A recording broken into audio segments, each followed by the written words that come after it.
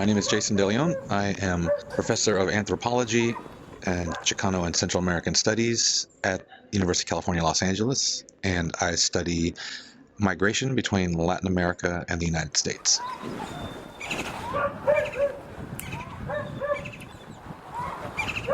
Let's go to southern Mexico, Chiapas, about 80 kilometers north of the Guatemala border, to a dusty little village called Pacalna, which is a town of about a couple hundred people that is right on the migrant corridor between Guatemala heading up towards the Gulf Coast of Mexico.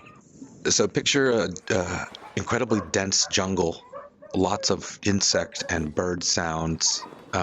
It's incredibly humid, and so you're just always sort of sweating, and you can never get enough water.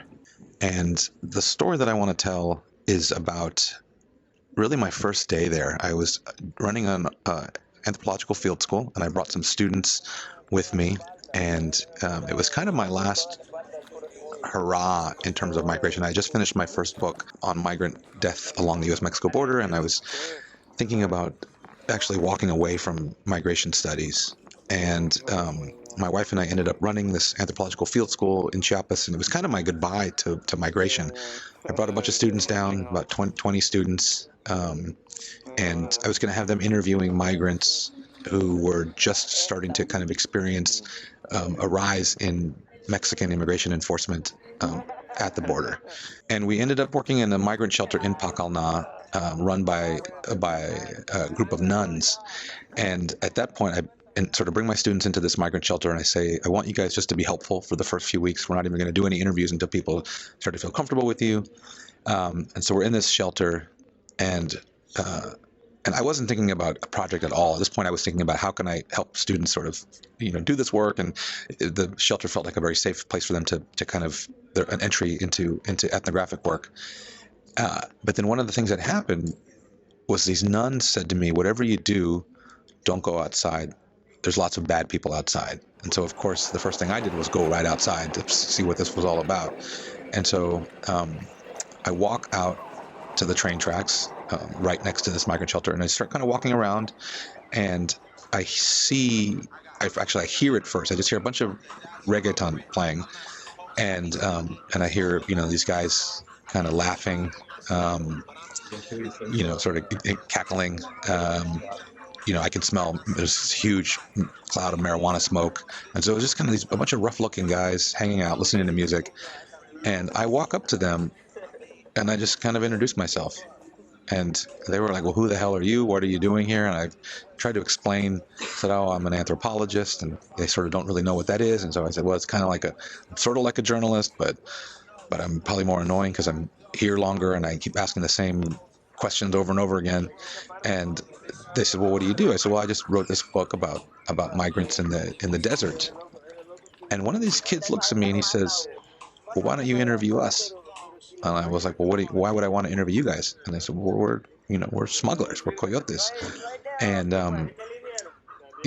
this kid said to me, he goes, people think that we're the bad guys, but it's not really that simple.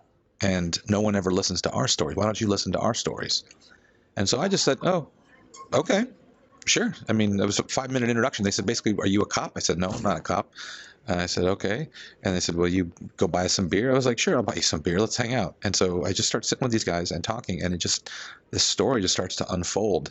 And it was really in that moment that I realized that these folks really had an interesting story to tell, that you can't talk about undocumented migration without talking about smugglers. And yet I had never really had an opportunity to talk to these folks in any real meaningful way. And so I meet this kid, Roberto, and he says, why don't you listen to me? And so I start talking to this kid, and it became very clear that he had a lot of interesting things to say. It was really fascinating. And I was sort of very moved by his story. And I really wasn't anticipating doing a project on smugglers. I was like, well, I'll interview him and maybe I'll write kind of a short piece, and then I'm gonna walk away from this and move on to a different type of project.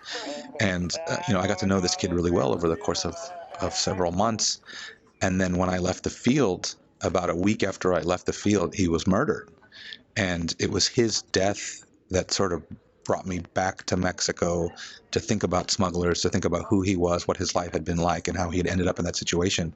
But I really, in the beginning, I think those two moments, like one being introduced to these smugglers and then really wanting to talk about stuff, kind of got me interested in the subject. And then it was his unfortunate death that really kind of forced me then to try to understand that. But I think what I didn't understand at the time was that all of these young men, very troubled young men, felt I was sort of drawn to them. I think there was this kind of kinship that I had with them, and they reminded me of a lot of people I grew up with, and they reminded me oftentimes of myself. I didn't quite understand that until later on, when the book was almost done, that I was really trying to understand myself, my sort of troubled past, through the way in which that they were kind of living it in real time. But it was this thing, they were these kind of rough kids with interesting stories. They were difficult stories that they were telling me, but it wasn't, but it felt strangely familiar. And so I just felt like, well, I think I could write about these guys in a way that felt really honest and sincere. And, it wasn't going to be like, my understanding of smuggling was not very well developed, and so as they started to kind of teach me about it, it just became clear that there was a lot happening. There was a lot of layers to it, and yeah, I really was just deeply moved by their stories. And a lot of these guys coming from very difficult circumstances, and nobody wants to be a smuggler. They're all kind of forced into it in different ways, and then they spend much of their lives then trying to get away from it. It taught me that there was a lot there, and that I just had to be open to listening. And nothing is black and white. And unfortunately, with the conversations about smugglers, it often is like smugglers are bad, migrants are good. And these guys, who are all migrants themselves, really complicated that narrative in a lot of important ways.